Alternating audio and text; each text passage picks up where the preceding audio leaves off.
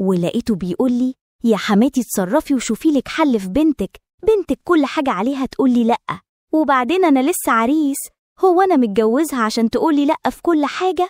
وقعدت معاه وابتديت بقى أسمع منه، واللي هو قاله يخلي أي ست إيه ده يخلي الحجر يتكلم. وبقيت أقول في نفسي يا بختك يا بنت المحظوظة، بقى يجيلك واحد زي ده وانت تعملي كده؟ لو أنا لسه في عز شبابي كنت عملت اللي ما يتعمل، ده أنا ما كنتش فوتك أبدا وأنا كنت اتجوزتك. ولقيته هو كمل لما قال لي يا ريتني كنت اتجوزت واحدة زيك كده يا حماتي. وقتها بصيت له وقلت له زي أنا؟ قال لي أيوة، ست عارفة قيمة بيتها وقيمة الراجل اللي معاها، وتعرف إزاي تسعده وتخليه مبسوط وفرحان. قلت له طيب أنا هتكلم معاها. قال لي هو أنت ما كنتيش اتكلمتي معاها وفهمتيها إيه اللي بيحصل في الجواز؟ قلت له لأ طبعا اتكلمتي يمكن، بس هي مكسوفة شوية ولا حاجة. قال لي وده ينفع؟ هو أنا يعني متجوز عشان تعمل كده؟ لا أنا خلاص ما ينفعنيش الحال ده. قلت له طب بس استنى واهدى كده واصبر شوية، مش هيحصل حاجة لما تستنى شوية، أقعد أتكلم معاها. وفعلا رحت لها واتكلمت معاها وقلت لها إيه اللي انت عاملاه ده؟ قالت لي يا ماما انت ما قلتليش كده، ما قلتليش إنما اما اتجوز ده كله هيحصل، ده كل شوية الموضوع ده، وأنا بصراحة ما بحبوش ومش عايزة الموضوع ده أبدا. قلت لها إزاي بس يا بنتي؟ قالت لي زي ما سمعتي كده، أنا الموضوع ده مش عايزاه، شوفي لك حل، أنا ماليش دعوة. وما كنتش عارفة أنا بقى أتصرف إزاي ولا أعمل إيه. حاولت أقنعها يمين وشمال، لكن برضو قلت لها يا عبيطة، حد يبقى معاه النعمة دي كلها ويفوت فيها؟ ده الموكوس أبوكي ده جابك بعد ما روحي طلعت. قالت لي يعني إيه؟ يعني أنت الموضوع ده عجبك؟ قلت لها هو ما يعجبش أي ست إزاي بس يا بنتي؟ وقعدت أكلمها وأفهمها، لكن برضو مفيش فايدة. وقتها جوزها طلب مني إن أفضل قاعدة معاهم يعني عشان كل شوية أكلمها وكده، لكن بصراحة هو كانت في نيته حاجة تانية. من ساعة ما أنا قعدت هناك وهو طول الوقت باصص في الرايحة وفي الجاية، مركز معايا أنا. وأنا بصراحة كنت فرحانة طبعا بالكلام ده كله، لكن يعني زي ما تقولوا كده الموضوع بالنسبة لي كان صعب شوية. أنا كمان ابتديت أتعلق بيه من غير قصد، أصل يعني هعمل إيه؟ اتعلقت بيه وبقيت بصراحة مهتمة بيه. وبقى كل يوم أجيب له كابوري وجمبري وسمك، ويوم أجيب له كوارع، ويوم أجيب له حمام علشان يتغذى كده. أعمل إيه طيب؟ ما هي بنتي مش سائلة فيه، والموضوع ده مهم، أصله زي ما قلتلكم يعتبر عريس جديد. وبقت بنتي طول الوقت مش معاه خالص ومكبرة دماغها من الموضوع، وتقولي قال إيه؟ أنا ماليش في الكلام الفارغ ده، أنا مالي بيه. بتقولي يا ماما لو تعرفي تخليه يطلقني يا ريت. قلت لها انتي عبيطة يا بنت، بقولك ايه بقى، أنا هجيبلك الحل المفيد، وأنا هعلمك إزاي تعملي كل حاجة بسهولة، والموضوع ده يبقى بالنسبة لك حلو وتحبيه. قالت لي لأ، ده مستحيل أبدا إن نحب الموضوع ده. قلت لها طب اسمعي بس كلامي وشوفي أنا هعمل إيه معاكي. وفعلا اليوم ده اتصلت بجوزها في التليفون، قلت له لما تيجي ادخلي أوضتي عشان عايزاك في موضوع مهم. وهو فعلا أول ما جه دخل الأوضة عندي، وساعتها قلت له على اللي كان في دماغي. قلت له بص بقى، بنتي وأنا عارفاها كويس، مستحيل تعمل حاجة هي مش مقتنعة بيها. قال لي اللي هي إيه يعني؟ قلت له بص بقى، إحنا يعني نتعامل معاها ونوري لها الموضوع ده كده قدامها. قال لي إزاي وأنا هعمل كده إزاي بقى؟ قلت له أنا اللي هعمل. قال لي أنت إزاي يعني؟ مش فاهم. قلت له أنت مالك؟ أنا هكلمها وهقول لها تيجي عندي الأوضة، وهكلمها وافهمها وهي ما هتصدق، وانت لما تيجي تعمل كل حاجة معايا أنا قدامها عشان بس هي تطمن وتعرف إن الموضوع عادي. وهو زي ما يكون الموضوع عاجبه جدا وبقى مبسوط بالاقتراح بتاعي. وأنا بصراحة تقدروا تقولوا كده يعني كنت قصدي أعمل كده أيوة، وكنت مبسوطة وفرحانة كمان باللي بيحصل. وفعلا اليوم ده كلمت بنتي وهي وافقت على طول، زي ما يكون ما صدقت إن حد يحوش عنها أي حاجة من الموضوع ده. وفعلا الموضوع يوميها بالليل هو جه وهي كانت موجودة عندي في الأوضة، وقلت لها بصي بقى، أي حاجة تشوفينا بنعملها تحفظيها بالظبط، وأنا وإنت ننسى إن هي موجودة أصلا. قال لي إزاي يعني؟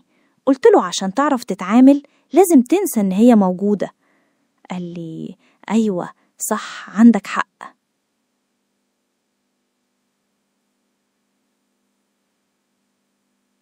وفعلا ابتدينا بقى في اللي احنا عايزينه. وبصراحة أنا حسيت إن أنا في دنيا غير الدنيا، ما كنتش مصدقة أبدا إن ده بيحصل، وما كنتش مصدقة إن أنا مبسوطة للدرجة دي، ما كنتش عارفة أعمل إيه من الفرحة اللي أنا فيها. أيوة، حاجة زي كده هتعدي إزاي؟ وفعلا أنا نسيت أصلا إن هي موجودة، وبقيت أتعامل كأنها مش موجودة أصلا. أصل اللي حصل بصراحة ما أقولكوش، حاجة كده فوق الخيال. وأنا كمان بقيت عايزة إن الموضوع ده يحصل باستمرار، وكل شوية وكل يوم بقيت عامل حجة إن إحنا بنعلمها علشان هي تبقى موجودة قصادي وتشوف اللي بيحصل. وهو كمان كان فرحان قوي قوي، وزي ما يكون مصدق إن حد أو أنا بالذات أطلب منه حاجة زي كده. وبقينا صبح وليل، لدرجة إنه ساعات كان يسيب شغله ويجي ساعة كده في نص اليوم ويقول لي أعمل إيه، ما أنا أعتبر عريس لسه ما دخلتش دنيا، وعلى أيديك اتعلمت كل حاجة. بقيت فرحانة بيه وباللي هو بيقولهولي، بس برضو الموضوع بالنسبة لي ما كنتش عارفة أعمل فيه إيه. وفضلنا على الحال ده كتير قوي، لدرجة إن بنتي نسيت إن هو جوزها، وبقيت مكبرة دماغها من الموضوع خالص. وانا بصراحة خلاص اتعودت على وجوده، زي ما يكون خلاص اتجوزت، وانا مش عارفة اعمل ايه ولا اتصرف ازاي. علشان كده بصراحة انا جيت لكم وحكيت لكم قصتي، وانتوا بقى تفيدوني وتقولوا لي اعمل ايه واتصرف ازاي.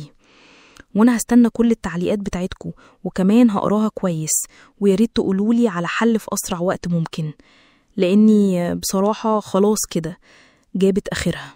يا أحمد والنبي يا أحمد كفاية بقى، أنا تعبت، بلاش كده، بلاش من هنا، خليك قدامي أعز. أيوة خليك من هنا أحسن. فضل أحمد يقول لي الأكل هيبرد. قلت له طب استنى حتى ألبس حاجة. قال لي لأ أنا ميت من الجوع. قعدت جنبه وأنا لسه لفة الفوطة عليا، كنت طالعة من الحمام. قعدنا ناكل سوا، نضحك ونهزر، وهو فجأة بدأ يوكلني وأنا وكله. خلصنا رحنا نغسل إيدينا، هو غسل وملقاش فوطة ينشف فيها إيديه، قعد ينشف إيده في الفوطة اللي علي. قلت له بتعمل إيه يا مجنون؟ قال لي بنشف، مش عاجبك ولا إيه؟ ضربته على كتفه، راح منشف بقه كمان. جريت وراه وهو بيضحك، وفجأة الفوطة اتحلت من عليا وانا اتلبخت، هو واقف يضحك وانا بلمها بسرعة. قلت له عاجبك كده؟ راح جاري تاني، دخل الأوضة وطلع فوق السرير، واحنا نضحك ونهزر ونضرب في بعض.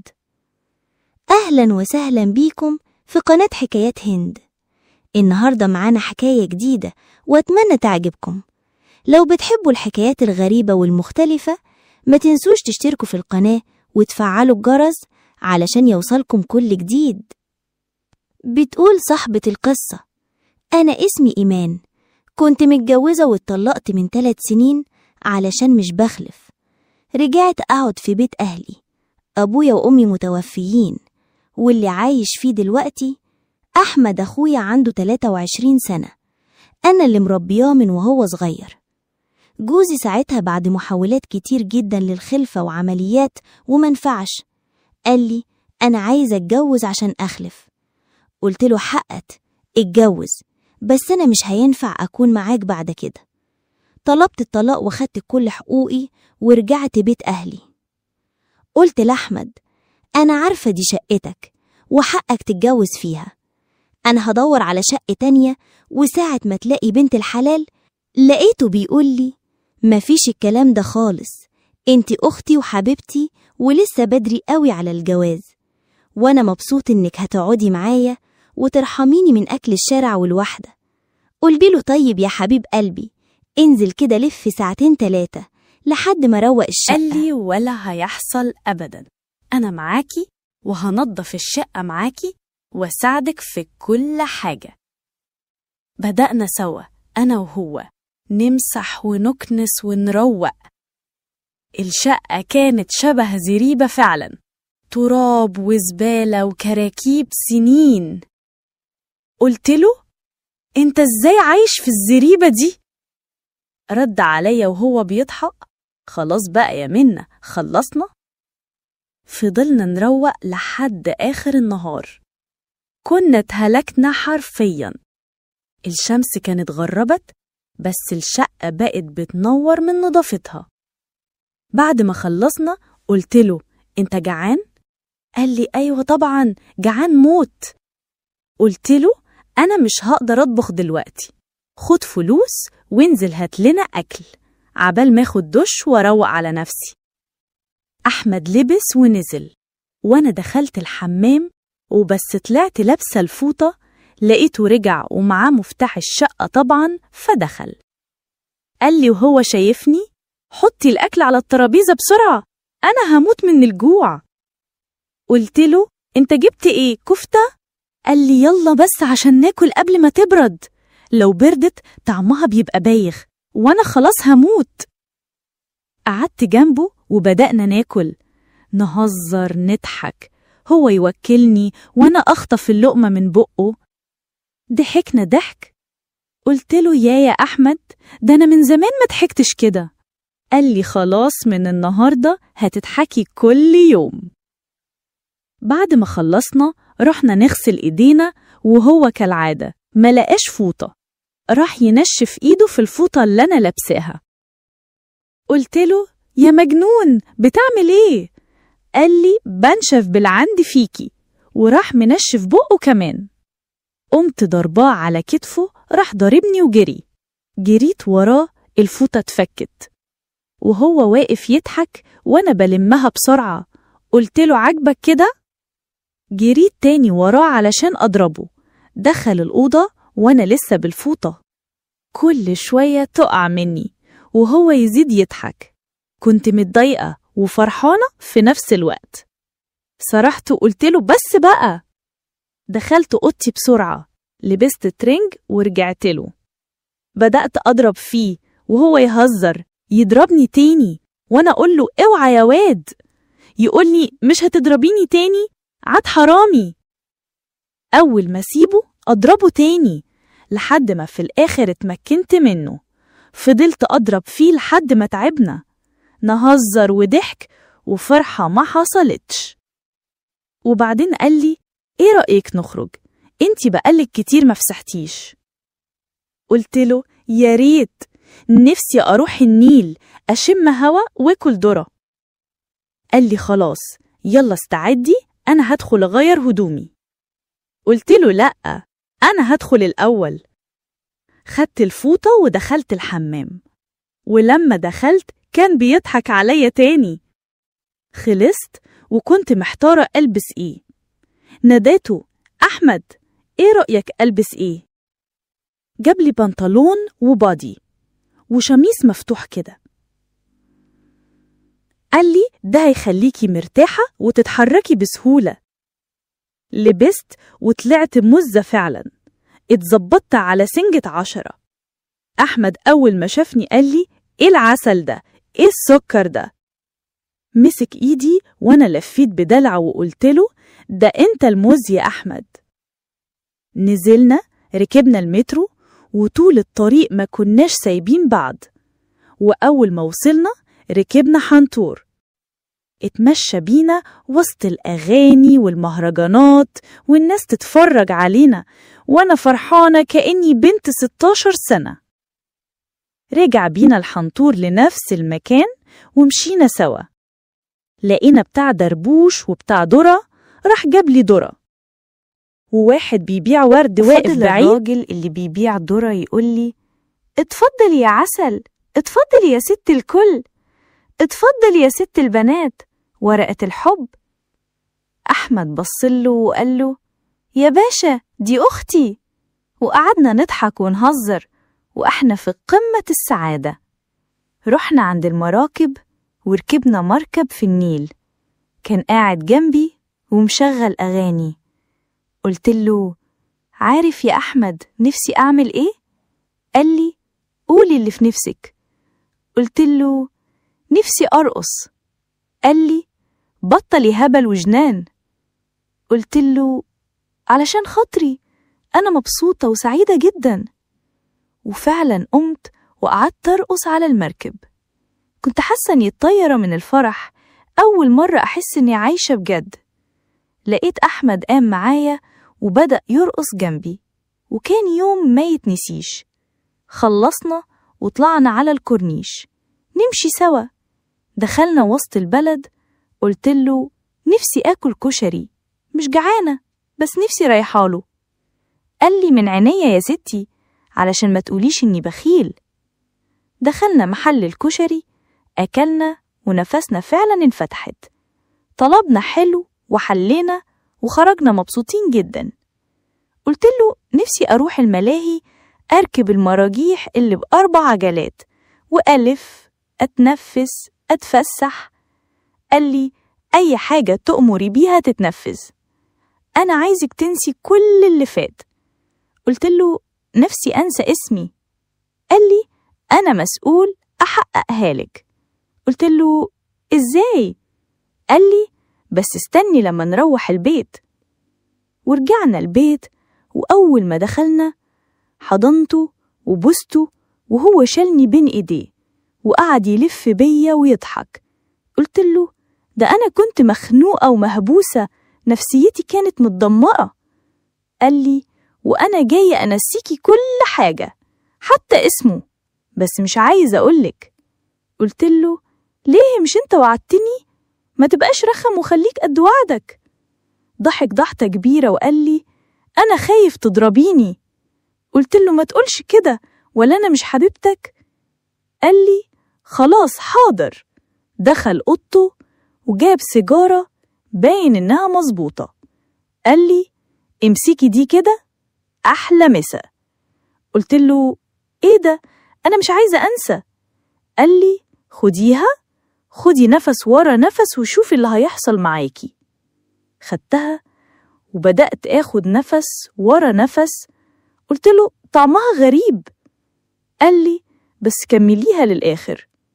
وبعد نصها كنت حرفياً طايرة، مش قادرة أسيطر على نفسي ولا على ضحكي ولا على جسمي، عمالة أضحك عمال على بطال. قال لي: روحي غيري هدومك. قلت له: هاخد دش. ودخلت الحمام وأنا بهرج وبضحك. وبعدها معرفتش إيه اللي حصل، ما فقتش غير تاني يوم الظهر. بصيت على أحمد كان نايم. قمت جهزت الفطار وقعدنا نفطر سوا. قلت له: هو إيه اللي حصل امبارح؟ قال لي: يا لهوي على اللي حصل. قلت له: قولي، أنا مش فاكرة حاجة. قال لي: ده أنتي كنتي بتضحكي وتضحكي وعمالة تضربي فيا وأنا ما عملتش حاجة. قال لي: بس بصراحة كنا مبسوطين جدا، ولو عملتي رياضة حلوة النهاردة هفسحك فسحة تانية زي بتاعة امبارح بالظبط. وهنا يا جماعة أنا فعلا ما كنتش عارفة إيه اللي حصل ولا اللي جرى ما بينا. وفي الآخر اكتشفت إن أحمد عمل معايا حاجات كتير وأنا مش عارفة أتصرف إزاي ولا أعمل إيه. ياريت تنصحوني، تقولولي أعمل إيه، أنا محتارة ومش فاهمة نفسي.